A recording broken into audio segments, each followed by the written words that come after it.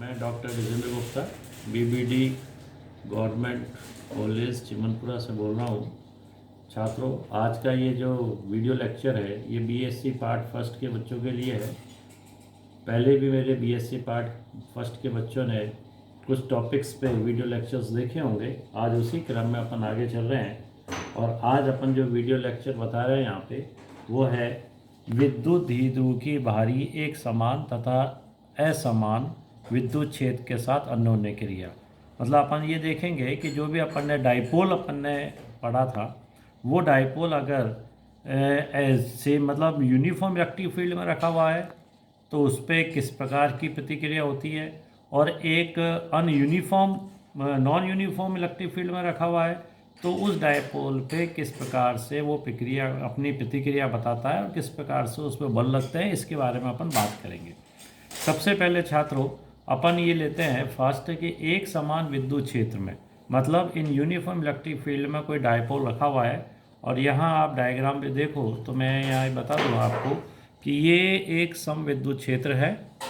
और इस समविद्युत क्षेत्र में ये ए बी जो है एक डाइपोल है और इस डाइपोल की लेंथ है स्मॉल डी। डाइपोल पे यहाँ माइनस क्यू आवेश बैठा हुआ है, ऊपर है प्लस क्यू आवेश बैठा हुआ है। तो यहाँ जब ये एक समान इलेक्ट्रिक फील्ड में रखा हुआ है तो इस प्लस क्यू आवेश पे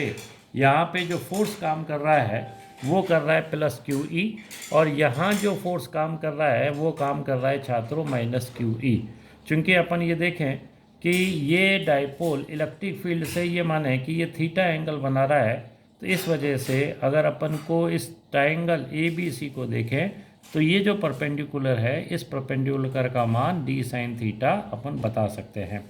तो यहाँ ये वैल्यूज़ निकालने के बाद अपन यहाँ देखें यहाँ पे कि समविद्युत क्षेत्र में स्थित जो विद्युत द्विध्रुव है ये द्विध्रुव का कार्यकारी परिणामी बल निकालें, क्योंकि एक परिणामी बल प्लस पे क्यू ई लग रहा था प्लस में और दूसरे माइनस क्यू आवेश पे माइनस क्यू लग रहा था, इसलिए नेट जो परिणामी बल होगा समविद्युत क्षेत्र में जो डायपोल पे लग रहा है उसका मान 0 होगा। इसलिए अपन कह सकते हैं कि समविद्युत क्षेत्र में स्थित द्विध्रुव का जो है रेखीय विस्थापन नहीं होता है। समविद्युत क्षेत्र में स्थित द्विध्रुव के ध्रुवों ए तथा बी पर समान परिमाण के परंतु विपरीत दिशा में चूंकि बल कार्य करते हैं, जिसके फलस्वरूप द्विध्रुव पर एक बलयुग्म कार्य करता है जो कि द्विध्रुव को विद्युत क्षेत्र के समांतर दिशा में लाने का प्रयास करता है। मतलब यहाँ बलयुग्म लगता है और इस बलयुग्म का मान अगर अपन निकालें तो अपन ये बता सकते हैं कि बलयुग्म जिसको कि यहाँ पे टाउ से बताया है ये इसका मान बल का परिमाण और बलों के कार्यकारी रेखाओं के बीच की लंबवत दूरी के द्वारा बताते हैं। बल अपन जानते हैं क्यू ई है और बलों के कार्यकारी रेखाओं के बीच की दूरी अपन ने निकाला जिसको बी सी को डी साइन थीटा अपन ने निकाला है, इसका मान रख देंगे तो ये Q E D sine theta हो जाएगा। और अपन ये जानते हैं कि यहाँ पर Q और D दोनों को अगर मल्टीप्लाई करें तो P बन जाता है और जो कि द्विध्रुव आघूर्ण कहलाता है, तो इसलिए tau is equal to P E sine theta अपन डिफाइन कर सकते हैं। यहाँ जो ये टाउ है पी ई साइन थीटा जो है, चूंकि यहाँ साइन थीटा है इस वजह से इसको अपन क्रॉस प्रोडक्ट में रख सकते हैं, tau is equal to P cross E, और इसका मात्रक जो न्यूटन मीटर के द्वारा बताया जा सकता है। दूसरी बात अपन ये कह सकते हैं कि ये बल आघूर्ण जो है विद्युत द्विध्रुव के जो उसका केंद्र होता है उसका केंद्र से गुजरने वाली लंबवत अक्ष के सापेक्ष प्रदर्शित स्थिति में दक्षिणावर्त दिशा में घुमाने का प्रयत्न करता है। मतलब द्विध्रुव अगर इस तरह से है तो वो उसको इस तरह से घुमाता है, मतलब क्लॉकवाइज घुमाता है, और जिसका मान जो बल आघूर्ण है उसका मान अपन समीकरण 2 से बता सकते हैं। अब यहाँ पे ये बात होती है कि इसमें अधिकतम बल आघूर्ण कितना निकलता है और न्यूनतम बल आघूर्ण कितना लगेगा। तो छात्रों चूंकि यहाँ पे थीटा का मान अगर अपन 90 डिग्री लगाएं तो इसका मतलब द्विध्रुव जो विद्युत क्षेत्र के कैसा होगा, लंबवत होगा, क्योंकि द्विध्रुव की डायरेक्शन ये थी, विद्युत बल रेखाओं की ये थी, तो उनके बीच में 90 डिग्री।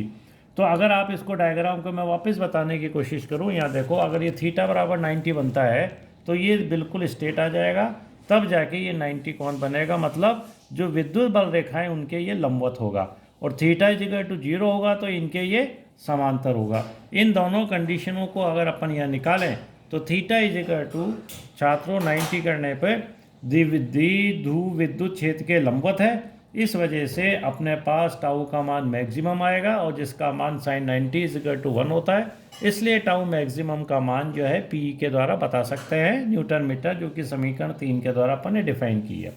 न्यूनतम बल आघूर्ण के लिए थीटा = 0, जैसे मैंने अभी समझाया था आपको, तो साइन 0 का मतलब 0, तो टाउ का मान जो है यहाँ विद्युत क्षेत्र के अनुदिश वो मिनिमम होगा। तो यहाँ ये मैक्सिमम जो शब्द लिखा है ये सही नहीं है, ये है टाउ मिनिमम। तो टाउ मिनिमम का मान होगा अपने पास 0। ये तो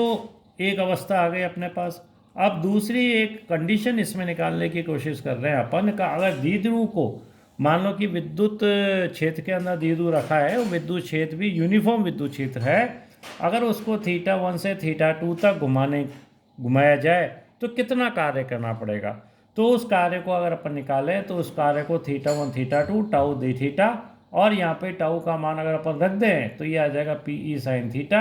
और अगर इसका अवकलन यहाँ पे समाकलन करें तो ये समाकलन साइन थीटा का आता है अपने पास माइनस कॉस थीटा। अगर इसकी लिमिट लगाएं अपन θ1 और θ2, तो इस तरह से लिमिट लगाएं तो जो कार्य का मान आ जाएगा जिसका मान PE cos θ1 minus cos θ2 joule के द्वारा अपन बता सकते हैं।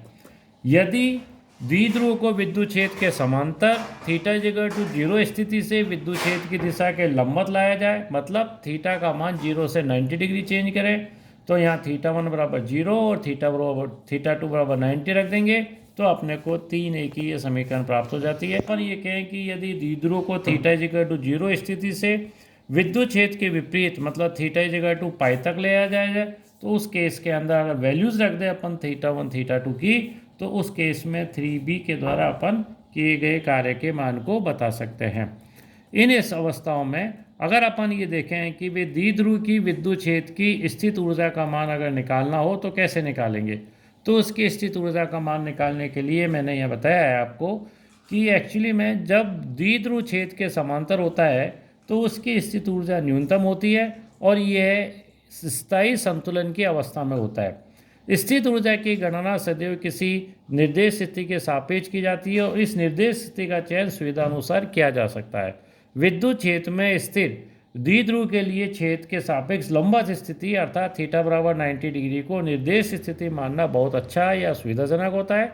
अतः क्षेत्र की दिशा से किसी अन्य कोण थीटा पे द्विध्रुव रखने पर उसकी स्थित ऊर्जा का मान अपन इस समीकरण के द्वारा बता सकते हैं कि 90 से थीटा तक लाना है अपने को। यहाँ टाउ की वैल्यू रख दी, इसका समाकलन का मान निकाल लिया -PE cos थीटा, या समीकरण 5 के द्वारा इसको बता सकते हैं। θ = 0 पे इसका मान न्यूनतम होगा जिसका मान -PE, और θ = π पर इसका मान अधिकतम होगा जिसको अपन +E के द्वारा बता सकते हैं। तो छात्रों अभी अपन ने ये जो चीज़ देखी, ये अपन ने द्विध्रुव को सम विद्युत क्षेत्र में, मतलब ये अपन ये कहें यूनिफॉर्म विद्युत क्षेत्र के अंदर अगर द्विध्रुव को अपन ने रखा है तो उस अवस्था के अंदर उस पर कितना कार्य करना पड़ेगा, उसको घुमाने के लिए उस पर कितना बल लगेगा, बल युग्म उत्पन्न होगा तो उसका मान क्या होगा, किस तरह से उसकी स्थित ऊर्जा का मान निकाल सकते हैं। अब इसी द्विध्रुव को अपन दूसरे कंडीशन में रख के चलते हैं कि अगर ये असमरूप विद्युत क्षेत्र में रखा हुआ है, मतलब विद्युत क्षेत्र सब जगह समान नहीं है। जब विद्युत क्षेत्र सब जगह समान नहीं है तो छात्रों ये बात अपने को ध्यान में रखनी पड़ेगी कि -Q और +Q दोनों पर जो विद्युत क्षेत्र लगेगा हो सकता है वो दोनों अलग अलग हो, इस वजह से उन पे बल का मान भी अलग अलग आएगा। जब बल का मान अलग अलग आता है तो उस पर भी एक रेखीय बल, नेट रेखीय बल अपने को मिल सकता है। उस स्थिति को बताने के लिए यहाँ मैं यहाँ बताना चाहूँगा आपको कि असमान विद्युत क्षेत्र में जब द्विध्रुव को रखते हैं तो दो बातें अपन कह सकते हैं कि असमान विद्युत क्षेत्र में द्विध्रुव पर बल तथा बलागुण दोनों ही कार्य करते हैं। दूसरी, द्विध्रुव पर परिणामी बल शून्य नहीं होगा, इस कारण विद्युत क्षेत्र में वह रेखीय गति भी करेगा। और असमरूप विद्युत क्षेत्र में द्विध्रुव पर अपन ये भी कह सकते हैं कि चूंकि E का मान स्थिति के साथ परिवर्तनशील है तो द्विध्रुव के प्रत्येक आवेश बल का मान समान नहीं होगा, परिणाम स्वरूप द्विध्रुव पर नेट बल आरोपित होगा और उस नेट बल को अपन समीकरण 1 के द्वारा बता सकते हैं। यहाँ पे अगर इसकी परिवर्तनता का मान निकालें तो प्रवणता का मान अपन समीकरण 2 से बता सकते हैं, जो कि एक फार्मूले के द्वारा अपन निकाल के यहाँ डिफाइन कर सकते हैं। ग्रेडियंट EZ, जहाँ पर जो ई जे ग्रेडियंट ई जेड है, इसका मान अपन समीकरण 3 के द्वारा डिफाइन कर सकते हैं। यहाँ अपन देखें कि ये जो कौन लिया है अल्फ़ा, वो अल्फ़ा इस तरह से डिफाइन किया गया है, ये एक असमान विद्युत क्षेत्र है। यहाँ प्लस क्यू ई और माइनस क्यू ई विद्युत क्षेत्र इस पे द्विध्रुव पर फोर्सेज लग रहे हैं, और अल्फ़ा यहाँ पे ये कौन माना गया है। जहाँ अपन ने समान विद्युत क्षेत्र के अंदर एक समय में जो कौन एंगल माना था वो थीटा माना है अपन ने पहले वाले उसमें। अगर कौन को थीटा की जगह अपन अल्फ़ा माने तो इस तरह डिफाइन कर सकते हैं, अल्फ़ा की जगह आप बीटा भी मान सकते हो, यहाँ पे आप थीटा भी मान सकते हो। चूँकि विद्युत क्षेत्र वहाँ समान था या असमान था, इसलिए मैंने एंगल भी डिफरेंस लिए हैं यहाँ पे। तो इस स्थिति में अपने को समीकरण 4, समीकरण 5 और समीकरण 6 प्राप्त होती है, और इनसे अपन समीकरण जिस प्रकार से 6 इसी तरह से 7 और 8 को अपन प्राप्त कर सकते हैं। और अतः द्विध्रुव पर असमरूप क्षेत्र पे लगने वाला जो कुल बल होगा उसको अपन इस समीकरण के द्वारा वेक्टर एफ आई इससे कि F is equal to I cap F X plus J cap F Y plus K cap F Z, और समीकरण 6, 7, 8 जहाँ एफ एक्स एफ वाई और एफ जेड के द्वारा अपन डिफाइन कर सकते हैं। असमरूप विद्युत क्षेत्र पे अगर बलागुण का मान निकाला जाए तो उस बलागुण का मान अपन अब इस तरह से डिफाइन करके बता सकते हैं कि ये दोनों तरह से डिफाइन होगा। द्विरूप आरोपित बल के कारण अतिरिक्त एक बलागुण भी किसी अन्य विद्युत बल पे आरोपित हो सकता है। अगर इनकी डायरेक्शंस अपन देखें द्विध्रुव की, तो अपन इस तरह समरूप विद्युत क्षेत्र में विद्युत द्विरूप बलागुण को डिफाइन कर सकते हैं। और यहाँ पे अपन देख रहे हैं कि विद्युत क्षेत्र जो है असमान रूप से वितरित है, एक समान रूप से वितरित नहीं है। तो इस तरह से छात्रों अपन ने आज द्विध्रुव के बारे में इस वीडियो लेक्चर के अंदर अपन ने डिस्कस किया कि जब वो समविद्युत क्षेत्र में रखा जाता है तब क्या इफेक्ट होता है, और जब वो मतलब समविद्युत क्षेत्र नहीं होता है, असमान विद्युत क्षेत्र में रखा जाता है, तब अपन उस पर क्या क्या प्रतिक्रिया बता सकते हैं और निकाल सकते हैं। अगले वीडियो लेक्चर में मैं आपको दूसरी चीज़ बताने की कोशिश करूँ।